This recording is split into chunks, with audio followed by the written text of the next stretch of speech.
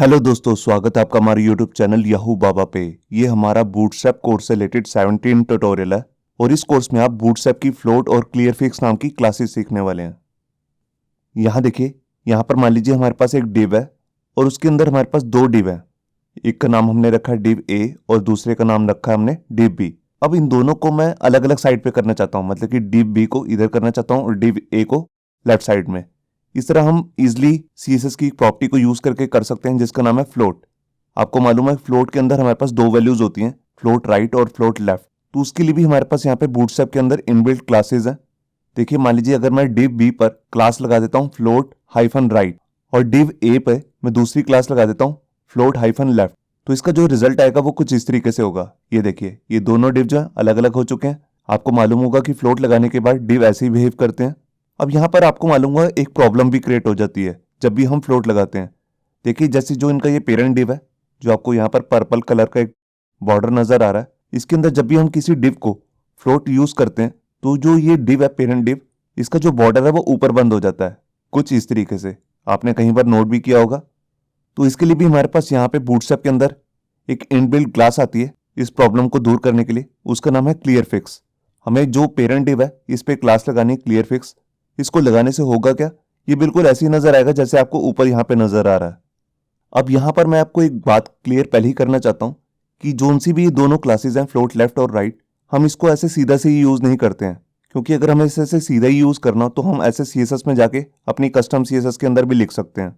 इसको हम यूज करते हैं ट्रिक से। मान लीजिए अगर मैं किसी डिव को मॉनिटर की स्क्रीन पे या लैपटॉप की स्क्रीन पे तो फ्लोट लेफ्ट या राइट करना चाहता हूँ और मैं चाहता हूँ कि अगर यूजर वही सेम पेज मोबाइल के अंदर ओपन कर रहा है या टैबलेट के अंदर तो वहां पर वो फ्लोट ना हो। तो इस तरह करने के लिए भी हमारे पास यहाँ पर बूटस्ट्रैप के अंदर अलग अलग क्लासेस आती हैं। आइए उनको देखते हैं। यहाँ देखिए, यहाँ पर मैंने आपको पिछली कई वीडियोस में बताया कि बूटस्ट्रैप के अंदर अलग अलग 5 तरीके के ब्रेक पॉइंट्स हैं, extra large, large, medium, small और एक्स्ट्रा स्मॉल। अब इसी के अकॉर्डिंग हमारे पास यहाँ पे फ्लोट की भी अलग अलग क्लासेस आती हैं। ये देखिए, फ्लोट लेफ्ट के केस में हम यहाँ पे लिख सकते हैं फ्लोट लेफ्ट, उसके बाद यहाँ पे आ जाएगा हमारा ब्रेक पॉइंट। एक्स्ट्रा लार्ज है तो एक्सएल, फिर उसके बाद लेफ्ट।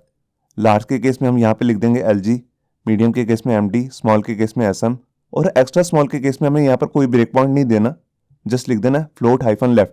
इसी तरह हम यहाँ पर फ्लोट राइट के केस में भी यूज कर सकते हैं। ये देखिए, float hyphen break point, extra large screen के केस में एक्सएल लिख देंगे और उसके बाद राइट, और इसी तरह फ्लोट LG राइट, लार्ज के केस में MD, SM और बिना ब्रेक पॉइंट के लिए एक्स्ट्रा स्मॉल के केस में हम यहाँ पे कोई भी ब्रेक पॉइंट नहीं देंगे।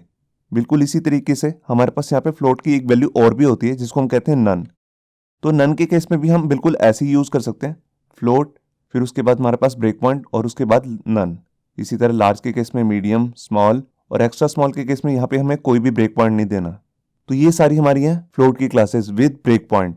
अब आपको मालूम होगा कि जब भी हम यूजली किसी डिव पर फ्लोट की वैल्यू को यूज करते हैं तो वहां पर हम उसकी विड्थ भी देते हैं। तो यहाँ पर हमारे पास बूटस्ट्रैप के अंदर इनबिल्ट विड्थ लगाने की भी क्लासेस आती हैं। आइए उनको देखते हैं। यहाँ देखिए, यहाँ मान लीजिए हमारे पास एक डिव है और उसको हमने कोई भी विड्थ दे रखी है और मैं चाहता हूँ कि एक डिव क्रिएट करना, जितनी भी इस डिव की विड्थ है उसका 25% विड्थ देके एक डिव क्रिएट करना चाहता हूँ कुछ इस तरीके से। यहाँ देखिए, मैंने एक डिव लिया, उसकी विड्थ जो है वो है 25%। किसकी? जो इसका पेरेंट डिव आ रहा है। तो उसके लिए हमारे पास यहाँ पे क्लास आती है W-25। ये बूटस्ट्रैप की अपनी क्लास है। ऐसा लगाने से होगा क्या, उसकी जो विड्थ है वो 25% हो जाएगी, मतलब कि उसकी रिलेटिव जो विड्थ है वो 25% हो जाएगी। किसकी? जो भी उसकी पेरेंट की विड्थ आ रही होगी। बिल्कुल इसी तरीके से अगर हम विड्थ 50% देना चाहते हैं तो उसके लिए भी हमारे पास क्लास है W-50। इसी तरह 75% देने के लिए भी हमारे पास क्लास है W-75। और इसी तरह अगर हम 100% देना चाहते हैं किसी को विड्थ तो यहाँ पर हम यूज कर सकते हैं W-100। और लास्ट में हमारे पास एक क्लास और आती है जिसको हम कहते हैं W-ऑटो। ये किसी भी डिव को ऑटो विड्थ दे देती है। तो ये जितनी भी ये विड्थ है ये सब वर्क कैसे करती हैं, जो भी इसका पेरेंट डिव आ रहा होगा उसकी जो एग्जैक्ट विड्थ होगी उसी का ये परसेंट लेंगी, 25, 50, 75 या 100%।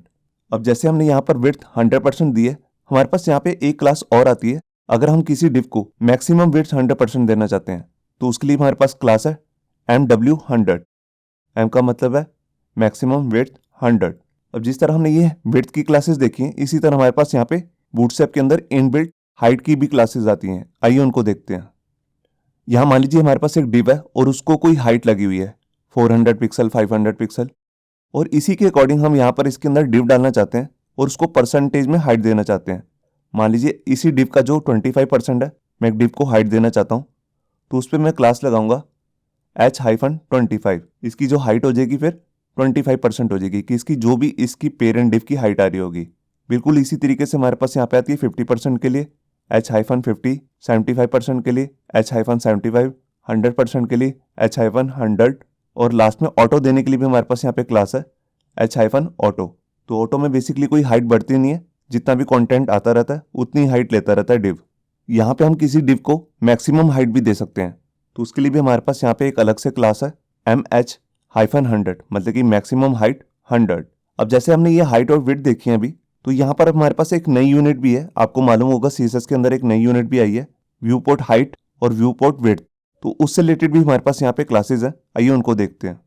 मान लीजिए अगर मैं किसी डिव को व्यू पोर्ट की हाइट देना चाहता हूँ, व्यू पोर्ट से हमारा क्या मतलब है, देखिए जो भी हमारे को ब्राउजर के अंदर जितनी स्क्रीन के अंदर हमारे को वेबसाइट दिख रही होती है, तो उसी को हम कहते हैं व्यू पोर्ट।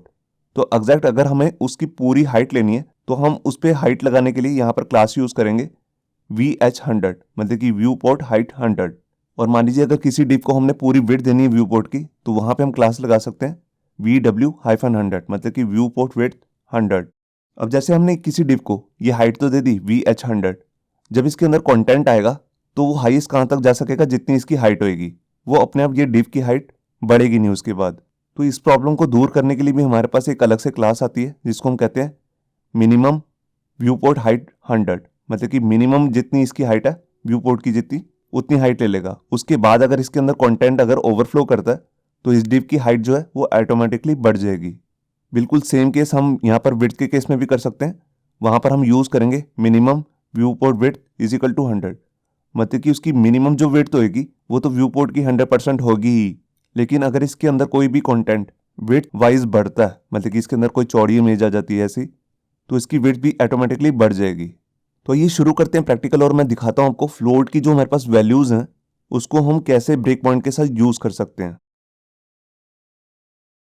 यहाँ देखिए वेब एडिटर के अंदर मैंने यहाँ पर अपना एक पेज ओपन कर लिया जिसका नाम मैंने रखा है float.html।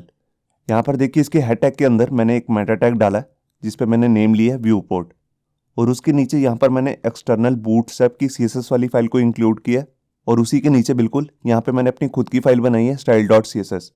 ये फाइल मैं एक बार आपको चेक भी करा देता हूँ।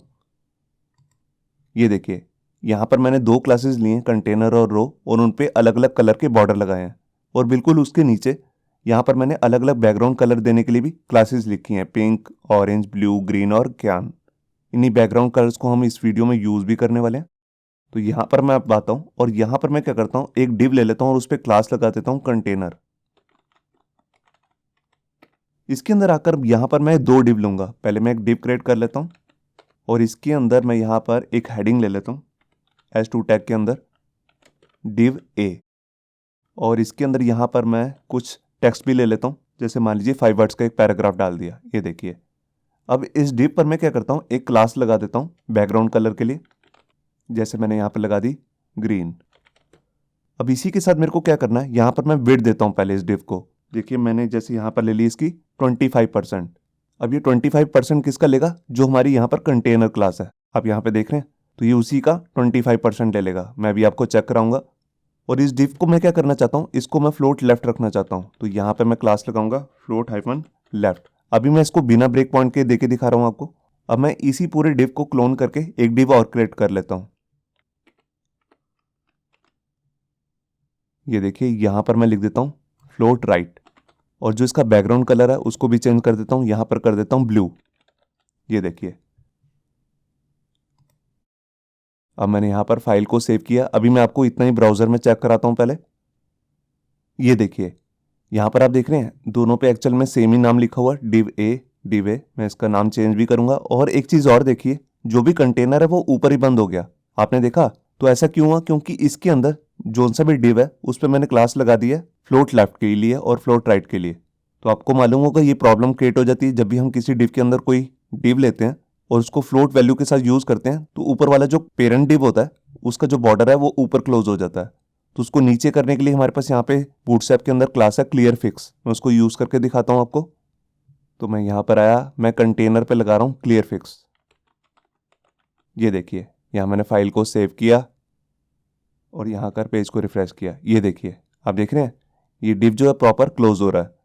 अब मैं इसका नेम चेंज करता हूँ और यहाँ पर जो मैंने ये फ्लोट नाम की प्रॉपर्टीज़ हैं इनको ब्रेक पॉइंट के साथ देके दिखाता हूँ। उससे पहले मैं आपको यहाँ पे चेक करा देता हूँ कि जब भी मैं पेज को रिस्पॉन्सिव करूँगा तो ये दोनों फ्लोट लेफ्ट और ये राइट ही रहेगा। मैं एक बार आपको चेक कराता हूँ। उसके लिए मैं प्रेस करूँगा F12 और ये देखिए यहाँ पर हमारा ये ब्रेक पॉइंट के लिए ओपन हो गया।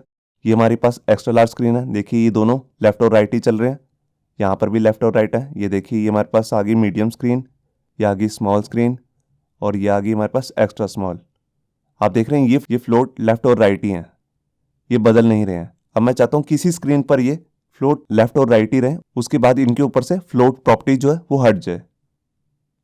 तो देखिए उसके लिए मैं यहाँ क्या करता हूँ, मैं यहाँ पर जो ये हमारे पास क्लास है फ्लोट लेफ्ट, इसके अंदर ब्रेक पॉइंट ऐड कर देता हूँ। और जैसे मैं ऐड कर रहा हूँ MD, बिल्कुल यही सेम मैं ब्रेक पॉइंट यहाँ पर भी ऐड कर देता हूँ। ये देखिए अब इससे होगा क्या, जब तक स्क्रीन का जो साइज है वो एक्स्ट्रा लार्ज है ये MD है, तब तक ये वाला जो डिव है ये फ्लोट लेफ्ट रहेगा और ये वाला डिव फ्लोट राइट। इसका नाम भी मैं चेंज कर देता हूँ डिव B। और जैसे ही स्क्रीन का साइज जो है वो मीडियम से नीचे आएगा, मतलब कि स्मॉल पे या एक्स्ट्रा स्मॉल पे, तो जो ये दोनों डिव हैं इन पे जो फ्लोट नाम की हमने प्रॉपर्टी यूज़ की है वो हट जाएगी। यहाँ मैंने फाइल को सेव किया और यहाँ कर पेज को रिफ्रेश। ये देखिए अब ये हमारे पास एक्स्ट्रा लार्ज स्क्रीन है। ये देखिए फ्लोट लेफ्ट और राइट है, डिव A और डिव B। मैं यहाँ पर आया, यहाँ पर भी लेफ्ट और राइट है। अब मैं जैसे ही मीडियम से नीचे आऊँगा तो देखिए एक के नीचे एक हो गए स्मॉल स्क्रीन पर। अब मैं इससे नीचे आता हूँ एक्स्ट्रा स्मॉल पे, ये देखिए यहाँ पर भी एक के नीचे एक है। और जैसे ही मैं मीडियम स्क्रीन पे आता हूँ तो ये फ्लोट लेफ्ट और ये राइट हो जाते हैं। ये देखिए, क्योंकि इसके साथ मैंने ब्रेक पॉइंट लगा दिया। अब यहाँ पे मैं कुछ ऐसा करके देखता हूँ। देखिए मैं चाहता हूँ कि लार्ज स्क्रीन तक डिव A इधर रहे और डिव B इधर, और जैसे उससे कोई भी नीचे वाली स्क्रीन आए, मतलब कि मीडियम या स्मॉल, तो डिव B इधर चला जाए और डिव A इधर चला जाए। तो उसके लिए मेरे को क्या करना है, यहाँ पर सबसे पहले मैं चेंज करता हूँ ब्रेक पॉइंट, जिसका नाम मैं रख रहा हूँ LG और ये भी LG। अब लार्ज स्क्रीन पर ये फ्लोट लेफ्ट रहेगा और ये राइट। अब इसके बाद मैं इसी को कॉपी कर लेता हूँ और यहाँ पर मैं लिख देता हूँ SM और यहाँ पर उसकी पोजीशन चेंज कर देता हूँ राइट। ये देखिए अब मैं यही कॉपी कर लेता हूँ और यहाँ पे लिख देता हूँ लेफ्ट। अब देखिए जब लार्ज स्क्रीन है या एक्स्ट्रा लार्ज है ये लेफ्ट रहेगा, ये राइट, और स्मॉल या मीडियम स्क्रीन पे ये राइट हो जाएगा और ये वाला लेफ्ट। मैंने यहाँ पर फाइल को सेव किया और यहाँ कर पेज को रिफ्रेश। ये देखिए आप देख रहे हैं डिव A इधर है और डिव B इधर, ये एक्स्ट्रा लार्ज में भी इधर रहेंगे ऐसे। और जैसे ही मैं आऊँगा मीडियम स्क्रीन पे तो देखिए ये स्वैप हो गए, डिव B इधर आ गया और डिव A इधर। मैं आपको दोबारा चेक कराता हूँ। ये देखिए डिव A इधर है अभी और डिव B जो है वो राइट में है, मगर जैसे ही मैं मीडियम स्क्रीन पे आया तो डिव B हो गया लेफ्ट साइड में। ये देखिए, और जैसे ही मैं स्मॉल के नीचे जा रहा हूँ तो वो एक के नीचे एक हो गए, क्योंकि जो मैंने लास्ट ब्रेक पॉइंट दिया था वो था स्मॉल स्क्रीन का, तो फ्लोट सिर्फ वहीं तक काम करेगा। ये देखिए, और अगर मैं यहाँ पर कुछ ऐसा करना चाहता हूँ कि जो भी लार्ज स्क्रीन है या एक्स्ट्रा लार्ज स्क्रीन है, तब ये दोनों जो डिव है ये फ्लोट ना हो, ये एक के नीचे एक ही आ रहे हो, और जैसी स्क्रीन का साइज आए मीडियम या एक्स्ट्रा स्मॉल या स्मॉल, तब ये दोनों जो डिव है ये फ्लोट लेफ्ट और राइट हो जाए। तो देखिए इसके लिए मेरे को क्या करना है, यहाँ पर मैं जहाँ मैंने LG स्क्रीन पर लेफ्ट लिखा हुआ यहाँ पर मैं लिख देता हूँ नन, और बिल्कुल ऐसे ही नीचे भी कर देता हूँ और यहाँ पर लिख देता हूँ लेफ्ट स्मॉल स्क्रीन के लिए और यहाँ पर राइट।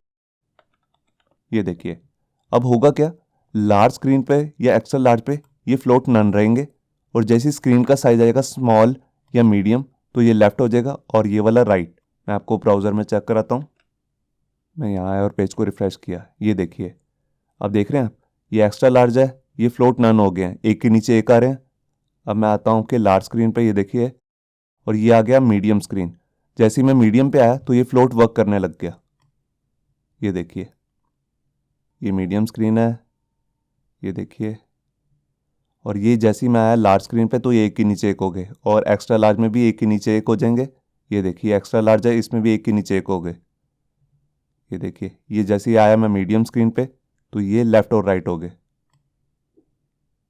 और ये स्मॉल स्क्रीन में एक के नीचे एक हो गए, क्योंकि लास्ट में मैंने ब्रेक पॉइंट दिया है वो है स्मॉल स्क्रीन तक, और स्मॉल के नीचे जो फ्लोट नाम की प्रॉपर्टी है वो वर्क नहीं करेगी फिर। तो ये थी हमारी फ्लोट की प्रॉपर्टीज़ जो आपने देखी। अब मैं आपको यहाँ पर हाइट की प्रॉपर्टी यूज़ करके दिखाता हूँ। तो देखिए उसके लिए मैं क्या करता हूँ, जो ये मेरा कंटेनर क्लास है इस पर मैं हाइट लगा लेता हूँ। तो उसके लिए मैं इनलाइन स्टाइल लगाऊंगा और यहाँ पे प्रॉपर्टी यूज़ करूँगा CSS की हाइट, और यहाँ पे देता हूँ जैसे 300 पिक्सल। ये देखिए अब यहाँ पे मैं क्या करता हूँ, एक डिव को मैं यहाँ पर हाइट लगा के दिखाता हूँ। यहाँ पे देखिए मैंने H दिया और यहाँ पे दे दिया 25, मतलब कि ये जो डिव है ये 25% इसकी हाइट हो जाएगी। 25% मतलब कितना, 300 पिक्सल का 25%। और ये दूसरा वाला डिव है इसको मैं देता हूँ 50%। ये देखिए H-50 का मतलब है 50%। मैं अभी आपको ब्राउज़र में चेक कराता हूँ। मैं यहाँ आया और पेज को रिफ्रेश किया। यहाँ देखिए जो हाइट है बेसिकली यहाँ पर कम हो चुकी है, यहाँ पर है 25%, तो इसमें जो टेक्स्ट था वो ओवरफ्लो कर गया। और यहाँ पे देख रहे हैं यहाँ पर हाइट जो है वो फ्लो की है 50%, इस पूरे डिव का 50%। अब मैं इसको देता हूँ 75% और इसको 100। तो मैं यहाँ पर गया और मैं इसको देता हूँ 75 और इसको देता हूँ 100। ये देखिए यहाँ मैंने फाइल को सेव किया और यहाँ कर पेज को रिफ्रेश। ये देखिए ये हो गया 75% और ये हो गया पूरा उसकी हाइट लेने लग गया 100%। मैं जिस मर्जी ब्रेक पॉइंट पे जाऊँ ये इतनी लेता रहेगा। ये देखिए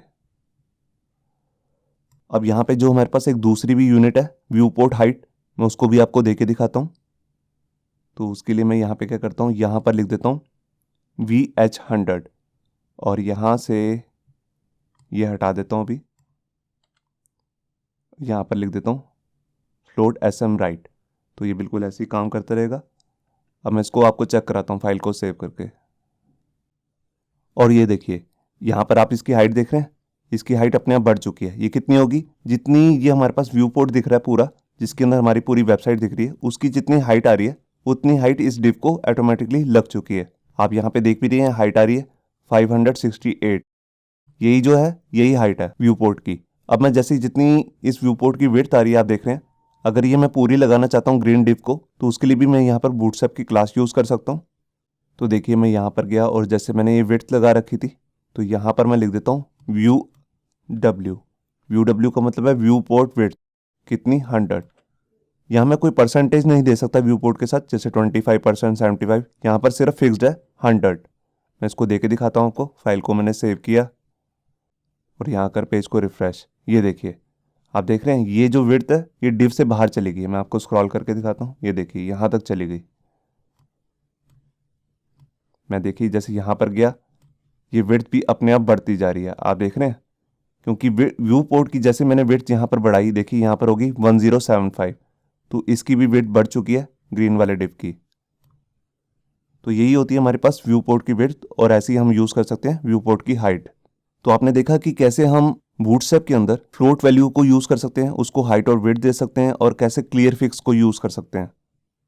होप सो आपको ये हमारा वीडियो ट्यूटोरियल अच्छा लगा होगा। अगर अच्छा लगा है तो वीडियो को प्लीज़ लाइक करना मत भूलिए। अगर आप ऐसे ही रेगुलर अपडेट्स चाहते हैं तो हमारे चैनल याहू बाबा को सब्सक्राइब करना मत भूलिए। Thank you.